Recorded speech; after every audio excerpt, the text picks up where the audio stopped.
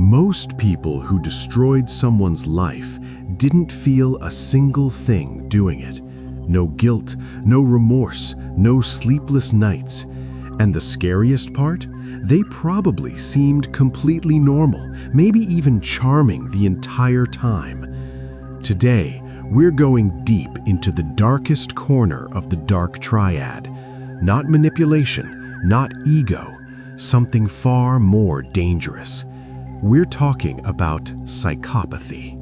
The word psychopathy comes from two Greek roots, psyche, meaning soul, and pathos, meaning suffering. Soul suffering. Ironic, isn't it? Because the psychopath will be the last person in the room who suffers. Everyone around them will, but not them. When the term first entered psychology, it was basically a catch-all. Any mental disorder, any abnormality of the mind, they threw it all under psychopathy. But as research evolved, psychopathy became its own distinct, terrifying category. And here's the number that should sit uncomfortably with you. Roughly 1% of the global population meets the criteria. 1% doesn't sound like much until you do the math. The dark triad, narcissism, Machiavellianism, and psychopathy are all dangerous, but they're not equal. A narcissist operates around pride. Their ego is their compass. They'll hurt you, yes, but usually because you threatened their image or stood between them and what they want. A Machiavellian? They're cold, calculating, strategic. They'll use you, but there's a goal, a plan, a reason. A psychopath? There doesn't need to be a reason. That's what separates them. The absence of any internal governor, no guilt, no empathy, no moral break, means their behavior has no ceiling and no floor. And if a psychopath ever latches onto an ideology, a belief system that validates their worldview, that's not just dangerous for individuals anymore. That's dangerous for societies. History has given us enough examples of that. Boldness. Psychopaths carry themselves with this magnetic, almost unshakable confidence. They don't stress the way normal people do. Stress hormones, low. Aggression hormones like testosterone, elevated. Which is also why male psychopaths outnumber female psychopaths significantly. The biology plays a role. They walk into a room and own it, not because they earned it, because they feel no fear of losing it. Meanness. Just like the other dark triad personalities, psychopaths are self-serving at their core. Other people's pain simply doesn't register.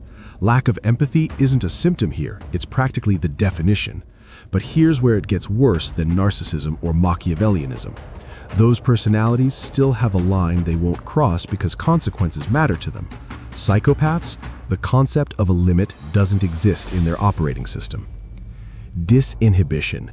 This is what makes psychopaths uniquely dangerous. Impulse control, or more accurately, the catastrophic lack of it. They feel an urge, they act on it. No filter, no pause, no cost-benefit analysis. When you combine disinhibition with an impulse control disorder, that's when you get serial killers. That's not a metaphor, that's the clinical reality. Mood volatility. You think dealing with a moody person is hard? Try being around a psychopath. Their emotional swings are extreme and rapid. They get bored fast, and boredom for a psychopath is not a passive state. Boredom becomes fuel. They will burn down your life just to feel something different. Here's where neuroscience backs up what psychology already suspected. Studies show that in psychopathic brains, the prefrontal cortex, the region responsible for moral reasoning, social understanding, and long-term consequence evaluation, is structurally and functionally compromised.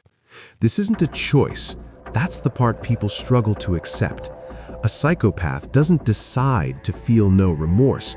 Their brain literally cannot process morality the way yours does. Right and wrong aren't blurry for them.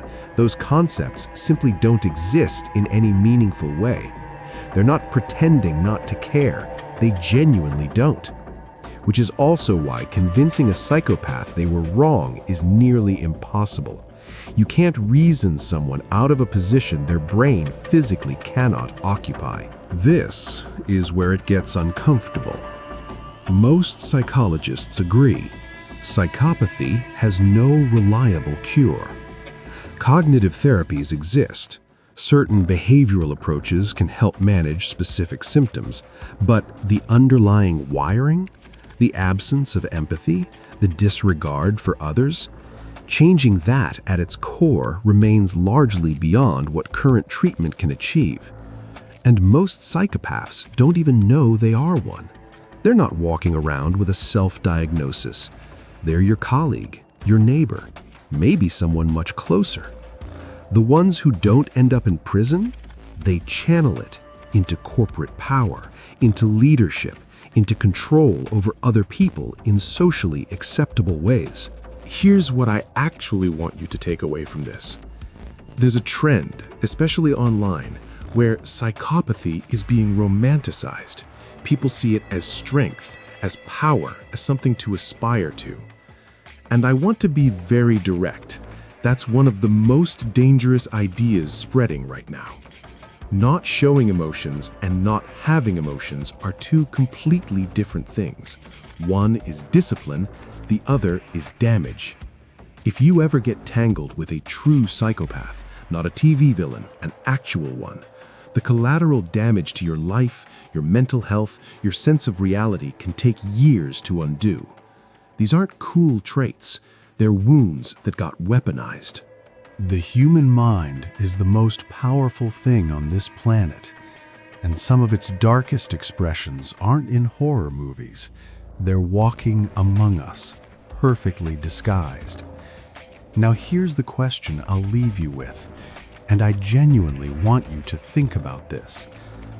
In a world where morality is relative, where everyone defines right and wrong for themselves, what separates a psychopath from the rest of us? Think about it.